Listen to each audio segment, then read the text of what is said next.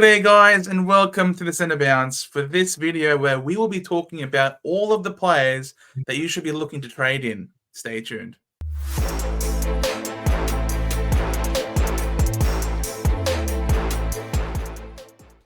Big J, it's not normal for us to be talking in round 2 about players to trade in with all of the shenanigans that has been going on. But, mates, we've had round 0, then round 1, and now with the way that this has been structured up, Supercoach starts a little bit earlier than previous years.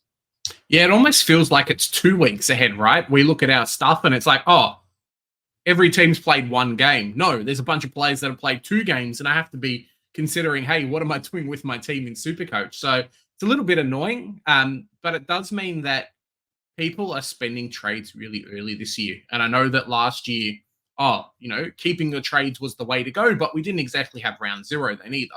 It wasn't like we can really get an idea of which players to bring in or not. If you miss a few players this week, they could jump up to be, unobtainable for you.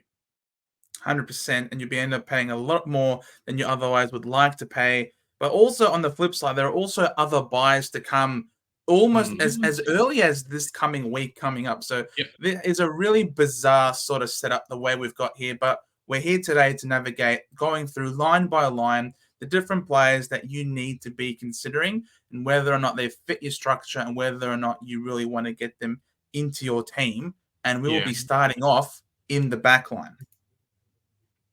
Yeah, definitely. And I just kind of preface as well, there's a lot of players who have, a Gibcus, a Zach Reed and things like that, and spend your trades. While all these guys are super cheap, chuck them in your team. We're talking about 2 players really who are on their buy. Bodie, Uwand, I'm sorry, you're not really relevant in Supercoach, mate. I'm sure you're a great player, but I'm not really relevant in Supercoach. If you don't have Blake Howes, chuck him in your team. That's all I'm going to say. Negative 86 break even, had an amazing round 0 game, and everyone obviously jumped on him, but I'm not sure what his ownership percentage is, Joe.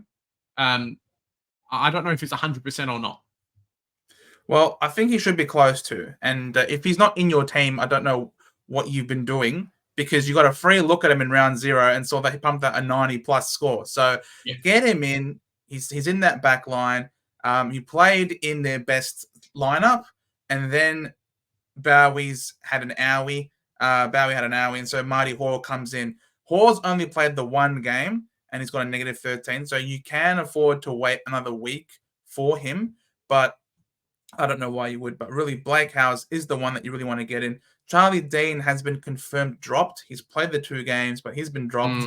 So you don't have to worry about trading him in. And I know for all the people rushing to get Massimo D'Ambrosio into their side, he's only played the 1 game. You can afford to have a look at him 1 more week, see how he goes against Melbourne. He's not going to jump up in price right now. So in the back line, you can afford to wait on Mass. Really, the only one that is about to jump up is Blake Howes.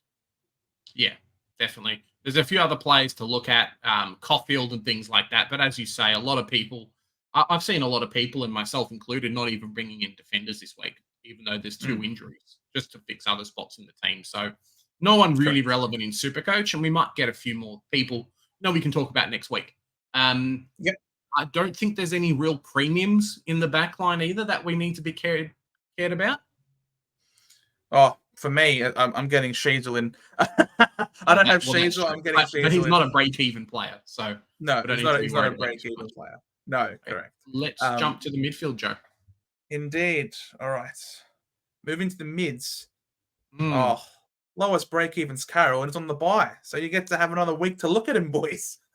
Yeah, it's pretty crazy too. Like, I managed to bring him in last week, just kind of starting this player after seeing how good he was in round 0. But yeah, 100%. If you don't have Jack Carroll, make sure he's in your calculations for next week. Similar to Matt Roberts, you need to bring him in. This guy's playing halfback. Yes, last week wasn't the best score, but the guy's playing halfback. He's doing very, very well.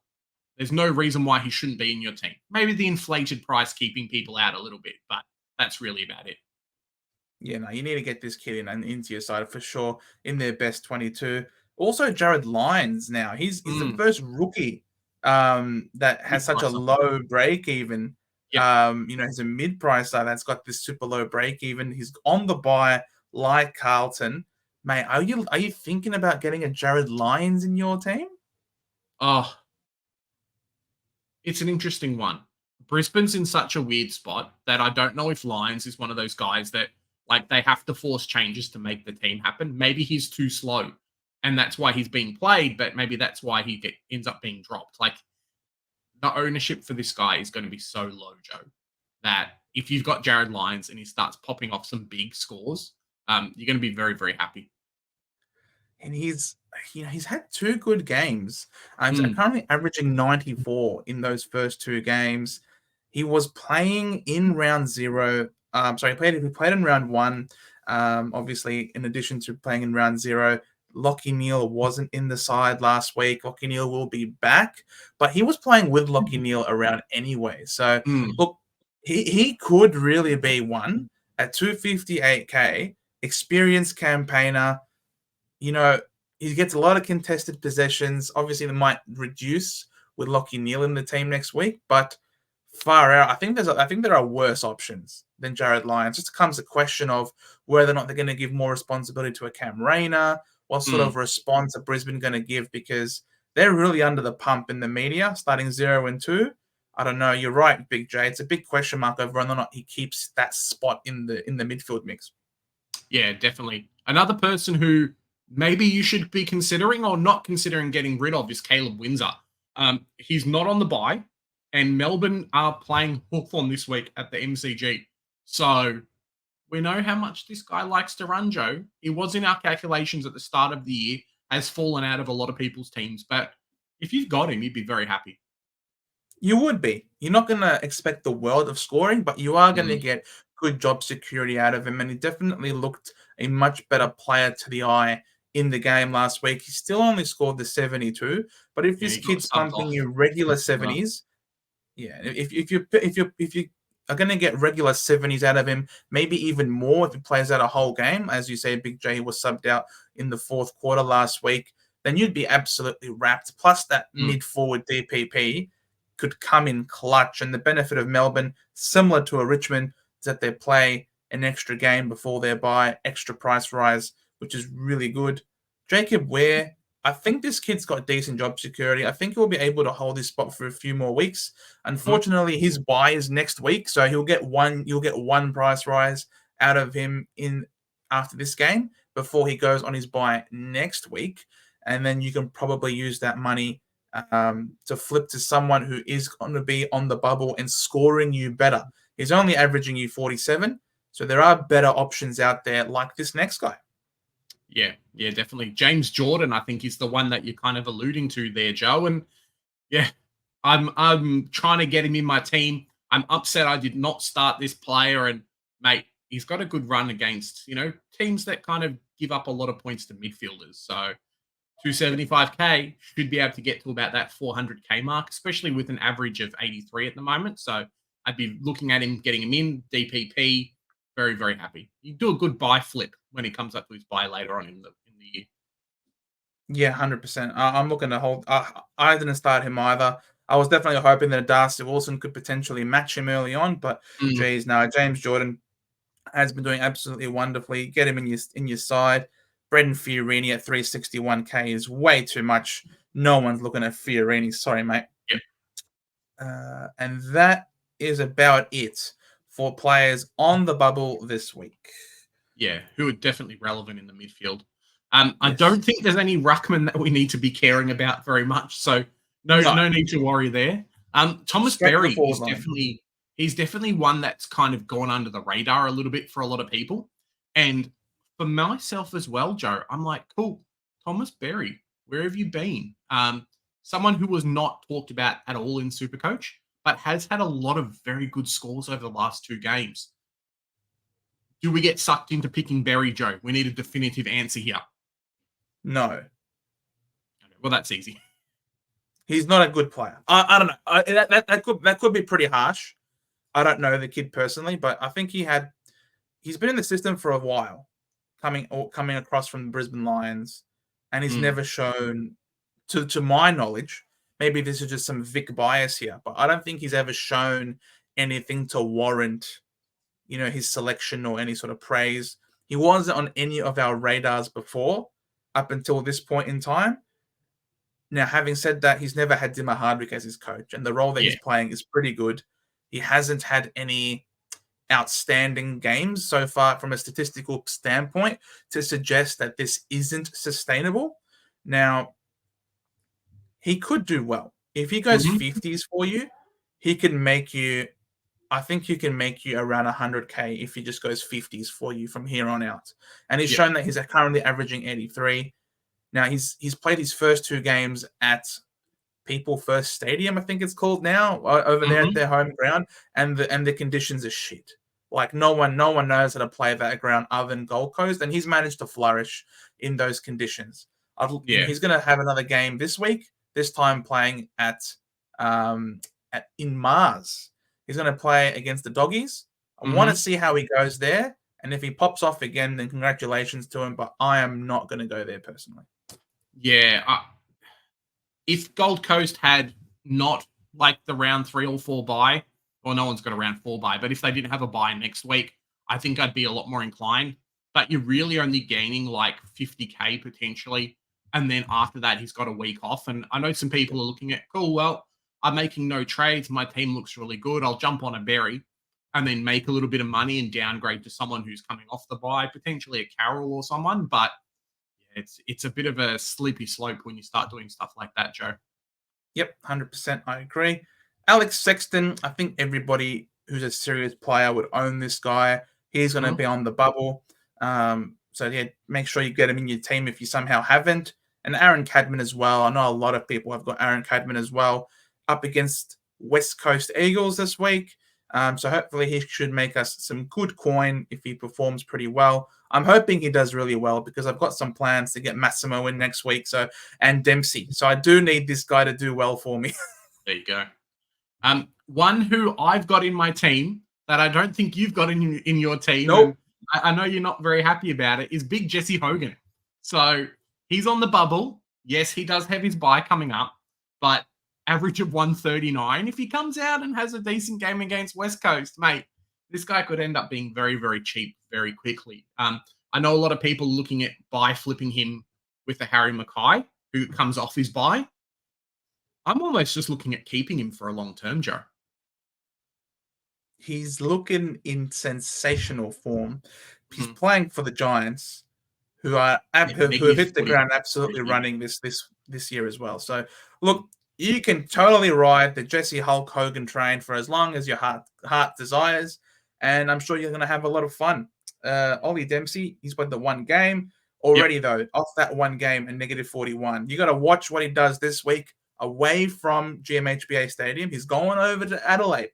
He's going to play Adelaide over there. If he pops off there as well, then you're going to have to move mountains to get this guy in, I reckon. Mhm. He's in my plan. Seth Campbell, I think you can afford missing him, only Yeah, I averaging think the so too. 51. Not entirely super relevant. And as you were talking about Big J, Harry Mackay, he'll be coming off his bye and he's on the bubble He playing looks very against your boys. He'll be yeah. up against North Melbourne in round 3. So that, you would imagine based on his form and the matchup, we saw what Jesse Hogan did. You could probably see a big jump up in price from Harry Mackay as well coming off his bye next week. So I'm if you expecting at least 100 from him. there you go. There you go. That means big things. Harvey Thomas, is he in our calculations at all? No, I don't think so. I had floated him as being an idea early in the preseason and, messed around with putting him in the team, but feels like he's lost a bit of the role. Maybe they kind of let the younger kids play a little bit in the preseason, and then now, as they're cruising past and winning a lot of games, the older guys jump in. So for me, it's a definite no. I have seen a few teams have him, but with such a low average as well, he's going to have one or two good price rises, and I don't even know if this guy gets to 200K. To be fair, Possibly. But someone who should make close to 200K is this guy, right? oh, he's juicy, Joe. He's. I didn't know if I would make that noise when you said Isaac Heaney, but mate, Isaac Heaney, he was very good on the weekend, and I'm very, very happy with his score in my Supercoach team. He's currently averaging 140.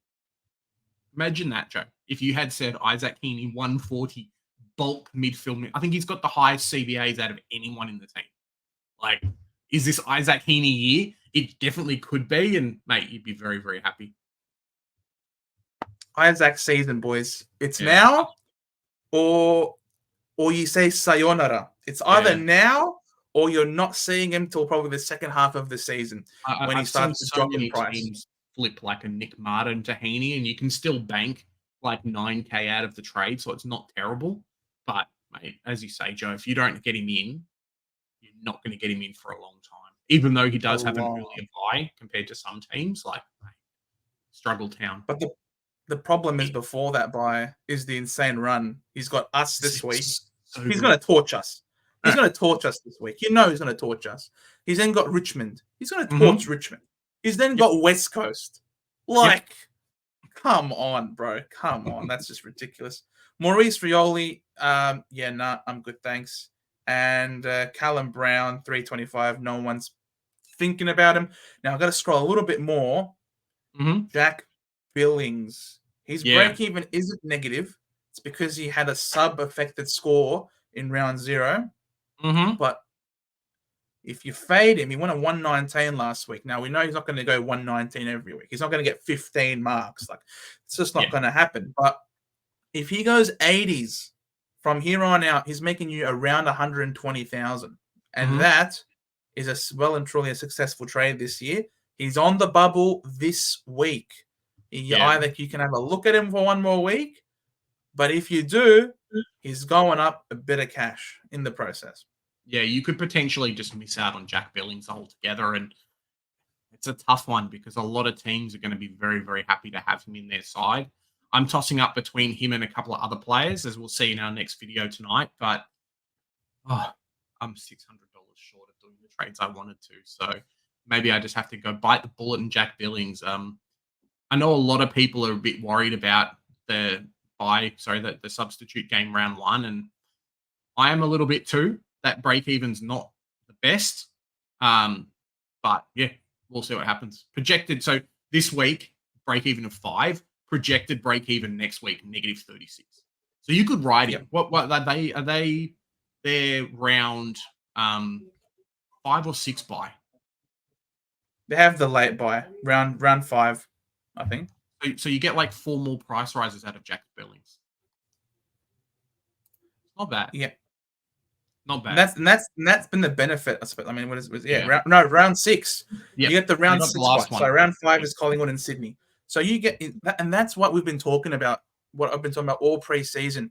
The benefit of the Melbourne and the Richmond is that you get even an extra week of that. So you're going to get more price rise out of a Jack Billings type than you might initially expect.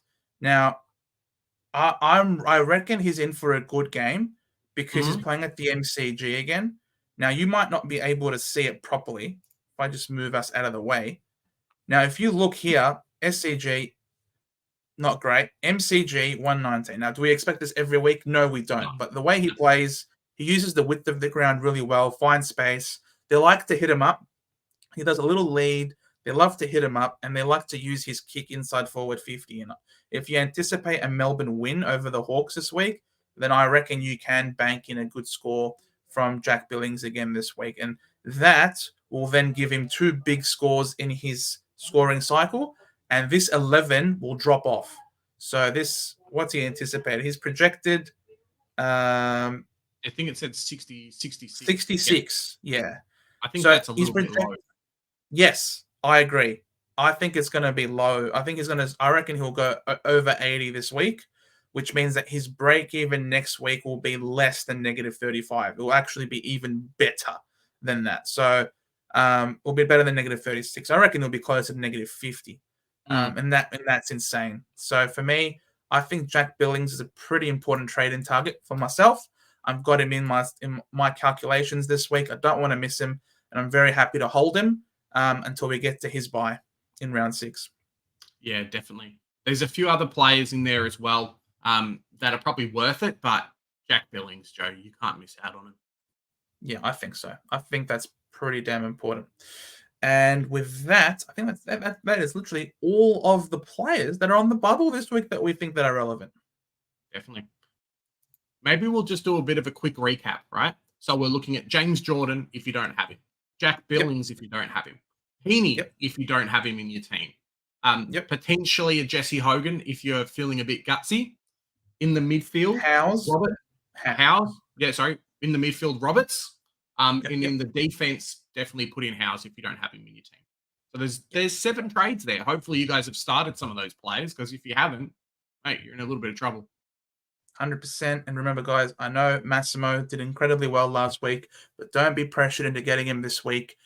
You can afford another look at him to see how he does. I anticipate he'll do well against Melbourne, but hey, there's no need to risk fate with it. Just get that extra week of sample, extra week of data, and then you can trade him in next week before he pops off. So thank you guys so much for watching. We hope you enjoyed this video, thought it was very useful. If you did, please drop us a like and a subscription. Would greatly help the channel. Last I checked, we were like 5 subscribers away from 2,000, which is absolutely ridiculous. A massive thank you to all of you. Guys, it's been an amazing season. Hopefully round 1 has been great for you. We'll be here all season. I think we're doing the drive home tomorrow as well, Joe, so that should be a lot of fun. Stay tuned for our live streams throughout the week, guys, and our regular content. 100%, guys, because here at the Centre Bounce, we do the hard work so that you don't have to. Bye for now.